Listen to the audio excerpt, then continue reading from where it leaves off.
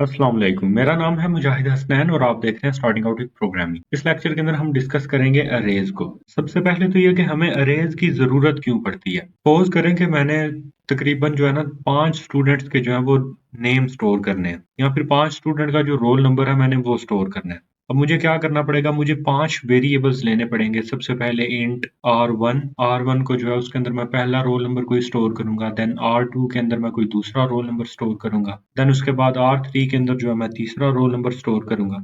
यूं मैं जो है ना 5 वेरिएबल्स बनाऊंगा और 5 वेरिएबल्स बना के उनके अंदर जो 5 रोल नंबर्स हैं मैं वो स्टोर करवाऊंगा। अब 5 रोल नंबर्स के केस में तो मैं 5 वेरिएबल्स के नाम जो है वो याद रख सकता हूँ, लेकिन सपोज करें अगर मेरे पास 500 स्टूडेंट्स होते तो क्या उनके लिए मैं 500 वेरिएबल्स लेता? नहीं, उसके लिए हमें एक चीज दी गई है, डाटा स्ट्रक्चर एक दिया गया है जिसका नाम है अरे। अब अरेज हमारे पास क्या है, अरेज के अंदर जितने भी हम एलिमेंट स्टोर करवाएंगे ना वो सारे एक तो सेम टाइप के होंगे और दूसरा ये कि उसका साइज जो है वो फिक्स होगा। फिक्स साइज से क्या मुराद है कि वो स्टेटिक होगी हमारे पास अरे। अब हम जो है ना वो अरे बनाएंगे कैसे। सपोज कर ले मैंने 5 रोल नंबर्स अगर स्टोर करवाने तो उसके लिए अरे कैसे बनानी है। सबसे पहले मैं उसकी लिखूंगा डाटा टाइप। डाटा टाइप के बाद मैं अरे का नाम लिखूंगा। सपोज कर ले मैंने लिख लिया रोल नंबर। देन उसके बाद मैं स्क्वायर ब्रैकेट्स के अंदर जो है ना उसका साइज लिख दूंगा। इस केस में क्योंकि मैं 5 साइज की अरे बनाना चाह रहा हूँ तो मैं स्क्वायर ब्रैकेट्स के अंदर 5 लिखूंगा तो मेरे पास एक 5 साइज की अरे बन जाएगी। अब ये जो अरे है इसका ये जो इसके 5 एलिमेंट्स क्रिएट होंगे, इन पांचों को एक्सेस करने के लिए हम क्या यूज करते हैं, इंडेक्सेस यूज करते हैं। सपोज करें मेरे पास जो है ना यहाँ पे रैम के अंदर कहीं पे मेमोरी एलोकेशन हुई है 5 एलिमेंट्स को। अब ये जो मेमोरी एलोकेशन होगी ये क्या होगी, ये कॉन्टिग्युअस मेमोरी एलोकेशन होगी। अब कॉन्टिग्युअस मेमोरी एलोकेशन में क्या होता है कि हमारे ये जो पांचों अरे के एलिमेंट्स हैं ये रैम के अंदर एक ही जगह के ऊपर जो है ना एक लाइन के अंदर जो है ना इनको जगह मिलेगी। ये अरे के जो पांचों एलिमेंट्स हैं रैम के अंदर इनको एक ही जगह के ऊपर जो है ना वो स्पेस मिलेगी। और इंडेक्सेस इनके क्या होंगे, ये इनकी लोकेशंस होगी। जो फर्स्ट एलिमेंट है उसकी 0, उससे नेक्स्ट वाले की 1, उससे नेक्स्ट वाले की 2, उससे नेक्स्ट वाले की 3 और उससे नेक्स्ट वाले की 4। तो जितना हमने यहाँ पे अरे का साइज लिया है उसमें हमारे पास जो है ना n-1 तक इंडेक्सेस आएंगे 0 से स्टार्ट लेके। और अरे के इंडेक्सेस जो है ना वो कभी भी नेगेटिव नहीं होंगे, हमेशा जो है ना वो 0 या पॉजिटिव नंबर के अंदर हमें अरे का इंडेक्स मिलेगा। अब अगर मैंने इस अरे के अंदर रोल नंबर्स जो है वो मैंने स्टोर करवाने तो मैं क्या लिखूंगा, रोल नंबर, आगे उस रोल नंबर के इंडेक्स की लोकेशन जहां पे मैं उसको स्टोर करवाना चाह रहा हूँ तो मैंने स्क्वायर ब्रैकेट्स के अंदर लिखा है 0 और फिर उसको मैं असाइन कर दूंगा, सपोज कर लें 5। तो मेरे पास जो है ना 0 इंडेक्स के ऊपर क्या स्टोर हो जाएगा, 5 स्टोर हो जाएगा। फिर इसी तरह अगर मैंने और किसी भी इंडेक्स के ऊपर कोई भी वैल्यू स्टोर करवानी है, लाइक मैंने 1 के ऊपर करवानी है तो उसके ऊपर अगर मैं 6 स्टोर करवाता हूँ तो यहाँ पे क्या स्टोर हो जाएगा, 6 स्टोर हो जाएगा। और अगर एक दफा वैल्यू मैंने कोई स्टोर किया तो मैं उसको ओवरराइट भी कर सकता हूँ। Roll number of 0 is equal to 7, तो यहाँ पे जो है ना वो 5 ओवरराइट होके यहाँ पे क्या स्टोर हो जाएगा, 7 स्टोर हो जाएगा। अब अरे को इनिशियलाइज करवाने का एक तरीका तो ये है, इससे हमने अरे को सिर्फ डिफाइन किया, इसकी वैल्यूज जो है ना वो इसको इनिशियलाइज नहीं मैंने करवाई थी। एक तरीका ये है कि मैं यहाँ पे लिखूं इंट रोल नंबर, साइज उसका 5 है और साथ में मैं इसकी वैल्यूज जो है वो भी इनिशियलाइज करवा दूं। सपोज करें मैंने यहाँ पे लिखा 1 2 3 4 5 और मैंने यहाँ पे 5 वैल्यूज जो है ना वो पास करवा दी है। इसको बोलते हैं इनिशियलाइजेशन लिस्ट। यहाँ पे इनिशियलाइजेशन लिस्ट के अंदर जो भी मैं वैल्यूज पास करूंगा वो सारी की सारी इस अरे के इंडेक्सेस के ऊपर स्टोर हो जाएंगी। तो अरे के इंडेक्सेस के ऊपर क्या स्टोर हो जाएगा, 1 2 3 4 5। अब अगर मैंने किसी अरे के एलिमेंट को एक्सेस करके प्रिंट करवाना है तो मैं क्या कर सकता हूँ, सी आउट रोल नंबर और फिर आगे जिस वैल्यू को भी मैं प्रिंट करवाना चाह रहा हूँ उसका इंडेक्स लिख दूंगा। सपोज करें मैंने अगर यहाँ पे 4 लिखा तो मेरे पास स्क्रीन के ऊपर क्या प्रिंट हो जाएगा, 4 इंडेक्स वाली वैल्यू, जो कि यहाँ पे क्या है, 5 है। तो यहाँ पे हम क्या कर रहे हैं कि अरे का साइज हम बता के, एक्सप्लिसिटली बता के कि अरे का साइज क्या है, हम वैसे वैल्यूज जो है ना वो इनिशियलाइज करवा रहे हैं इनिशियलाइजेशन लिस्ट के जरिए।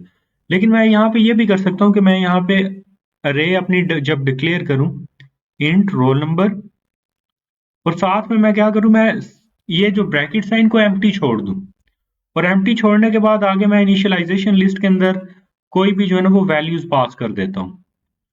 तो यहाँ पे क्या होगा कि अरे को जो है ना ये 3 वैल्यूज की जो है ना वो मेमोरी एलोकेट हो जाएगी, यानी इस अरे का साइज क्या होगा, 3 होगा। अब एक काम तो हम ये कर सकते हैं कि अरे की वैल्यूज को जो है ना वो हम एक्सप्लिसिटली एक्सेस कर लें, एक एक इंडेक्स को जो है ना वो कॉल करके यहाँ असाइन करवा लें उनको वैल्यूज। अब सपोज कर लें मेरे पास एक जो है ना वो अरे है इंट रोल नंबर और इसका साइज है 500। और इसके ऊपर मैंने रोल नंबर स्टोर करवाने हैं स्टूडेंट्स के। अब अगर मैं हर एक इंडेक्स के लिए इंडिविजुअली इसके ऊपर रोल नंबर स्टोर करवाऊं या फिर उनको प्रिंट करवाऊं तो वो मेरे पास जो है ना वो मुझे 500 स्टेटमेंट्स जो है वो लिखनी पड़ेंगी। तो उससे बचने के लिए हम क्या करते हैं, हम अरेज के लिए जो है वो लूप्स का यूज कर लेते हैं। मसलन मैं यहाँ पे एक फार का लूप लगाता हूँ, for int i is equal to 0, i less than 500, i plus plus. अब इसमें क्या होगा कि मेरा ये फार का लूप 0 से शुरू होगा और लेस देन 500 तक जाएगा, यानी 0 से लेकर 499 तक जाएगा। फार के इस लूप के अंदर इसकी फर्स्ट आइटरेशन के ऊपर i की वैल्यू क्या होगी, 0। इससे नेक्स्ट आइटरेशन के ऊपर i की वैल्यू होगी 1, उससे नेक्स्ट आइटरेशन के ऊपर i की वैल्यू होगी 2। तो ये वाला जो फार का लूप है इसके अंदर मैं अपनी अरे के जो इंडेक्सेस हैं वो मैं पास करके इस अरे के एलिमेंट्स को एक्सेस या उनको कोई वैल्यू असाइन करवा सकता हूँ। मसलन सपोज करें मैं यहाँ पे लिखता हूँ रोल नंबर ऑफ i। अब मैंने यहाँ पे ब्रैकेट्स के अंदर बजाय कोई नंबर या इंटीजर वैल्यू के मैंने वेरिएबल पास कर दिया इस i को, और हर आइटरेशन के ऊपर जो भी इस i की वैल्यू होगी वो यहाँ पे पास होगी। फर्स्ट आइटरेशन के ऊपर यहाँ पे i की वैल्यू क्या होगी, 0। तो रोल नंबर ऑफ 0 को मैं क्या स्टोर करवा दूं, i प्लस 1, यानी 0 प्लस 1 रोल नंबर अरे के 0 इंडेक्स के ऊपर क्या स्टोर हो जाएगा, 1 स्टोर हो जाएगा। फिर नेक्स्ट आइटरेशन के ऊपर i की वैल्यू 1 होगी तो अरे के 1 इंडेक्स के ऊपर क्या स्टोर हो जाएगा, i प्लस 1 यानी 2 स्टोर हो जाएगा। अब ये तो थे अरे के थोड़े से बेसिक्स। अब कुछ और भी चीजें इसकी डिस्कस करते हैं। अब अगर मेरे पास दो अरेज हो, सपोज कर ले मेरे पास है एक इंट अरे 1 और इसका साइज है 10, और मेरे पास एक और अरे है इंट अरे 2 और इसका साइज भी है 10, और इसको मैं कोई वैल्यूज जो है ना वो भी इनिशियलाइज करवा देता हूँ 1 2 3 4 से लेकर 10 तक जो है ना मैं इसको कोई 10 वैल्यूज जो है वो असाइन करवा देता हूँ। अब मैं अरे 1 को अगर मैं ये स्टेटमेंट लिखूं, अरे 1 इज इक्वल टू अरे 2, अगर ये मैं स्टेटमेंट्स लिखता हूँ तो इसके ऊपर कंपाइलर एरर देगा। हम एक अरे को किसी दूसरी अरे से इनिशियलाइज नहीं करवा सकते। ये काम हमें कैसे करना पड़ेगा, हमें एक फार का लूप लगाना पड़ेगा, for int i is equal to 0, i less than 10, i plus plus, और फिर हम क्या करेंगे, array of 1 into i is equal to array of 2 into i। इससे क्या होगा कि अरे 2 की हर एक जो वैल्यू है वो अरे 1 को क्या हो जाएगी, कॉपी हो जाएगी। अब अगर हमने अरेज को जो है वो फंक्शंस के अंदर पास करना हो, मसलन सपोज करें मैं यहाँ पे ये जो लूप लगा रहा हूँ, ये लूप जो है वो मुझे हर दफा अरे के लिए जो है ना वो लगाना पड़ेगा अगर मुझे उसकी वैल्यूज जो है वो प्रिंट करवानी है। तो मैं क्या करता हूँ, मैं एक फंक्शन क्रिएट करता हूँ void डिस्प्ले, और इसके अंदर मैं एक अरे पास करवाता हूँ। अब अगर मैंने फंक्शन के अंदर अरे पास करवानी होगी तो मैं यहाँ पे लिखूंगा इंट arr या कोई भी नाम, और उसके साथ में जो है ना वो ये स्क्वायर ब्रैकेट्स लगा दूंगा जिससे ये इंडिकेशन हो जाएगी कि यहाँ पे एक अरे पास होगी। इसके साथ कामा लगा के दूसरा एक पैरामीटर लाजमी जो मैंने लेना हुआ है इस अरे का साइज, जिससे मुझे पता चलेगा कि इस अरे का साइज कितना है। देन फंक्शन की बॉडी के अंदर आके एक फार का लूप लगाएंगे, for int i is equal to 0, i less than size i plus plus, और फार लूप की बॉडी के अंदर मैं क्या कर दूंगा, मैं सी आउट कर दूंगा, सी आउट अरे ऑफ i।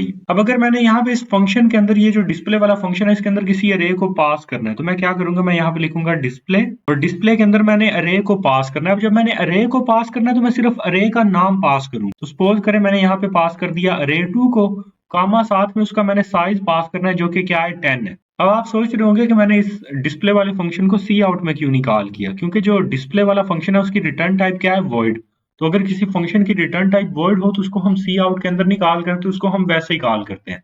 अगर किसी फंक्शन को जिसकी रिटर्न टाइप वॉइड हो उसको हम सी आउट के अंदर कॉल करें तो कंपाइलर उस पर एरर देगा। अब ये हमने, आप ये भी सोच रहे होंगे कि यहाँ पे हमने अरे का नाम क्यों पास किया, हमने ये क्यों नहीं किया कि हमने अरे 2 साथ में जो है ना वो ब्रैकेट्स क्यों नहीं लगाई।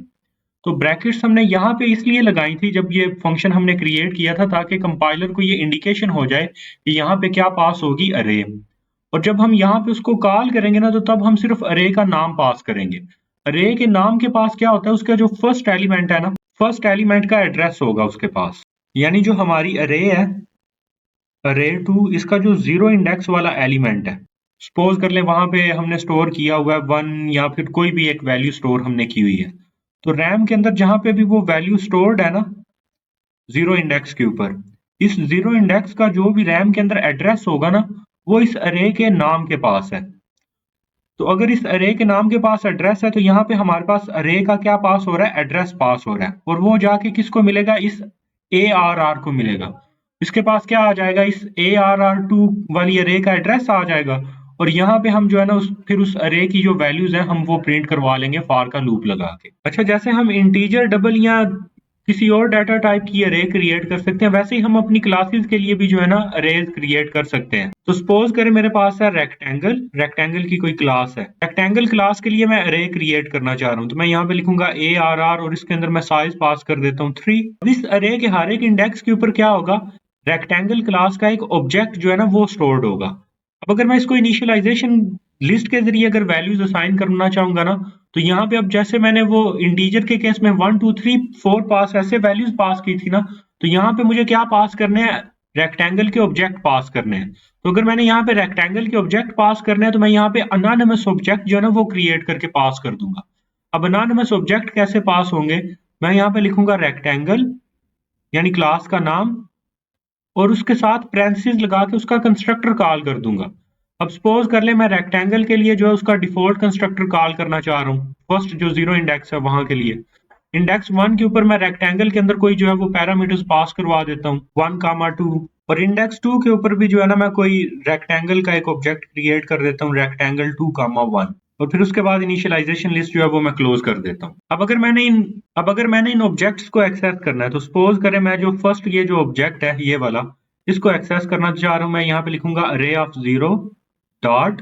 और अब ये मेरा जो अरे ऑफ 0 है ये क्या है, ये मेरा ये वाला जो रेक्टेंगल का मैंने ऑब्जेक्ट क्रिएट किया था ये वाला है, जिसके लिए मैंने डिफॉल्ट कंस्ट्रक्टर कॉल किया। तो इसके लिए मैं सेटर फंक्शन इसका कोई कॉल करता हूँ सेट विथ, और इसके अंदर मैं वैल्यू पास करवा देता हूँ लाइक 2 पास करवा देते हैं। फिर उसके बाद सेम इसी तरह ही मैं इसकी ये जो वैल्यू है इसको एक्सेस भी कर सकता हूँ अरे ऑफ 0 डॉट गेट विथ, और ये मेरे पास यहाँ पे क्या वैल्यू रिटर्न करवा देगा, 2 रिटर्न करवा देगा, जिसको मैं फिर बाद में जो है वो सी आउट कर सकता हूँ। तो इससे मेरे पास स्क्रीन के ऊपर जो है वो 2 प्रिंट हो जाएगा। आई होप सो आपको अरेज की बेसिक अंडरस्टैंडिंग आ गई होगी। इससे नेक्स्ट लेक्चर के अंदर हम पॉइंटर्स को भी थोड़ा सा डिस्कस करेंगे, तो चैनल को सब्सक्राइब कर लें और बेल आइकन को भी हिट कर लें ताकि नेक्स्ट लेक्चर की अपडेट आपको मिल जाए। शुक्रिया।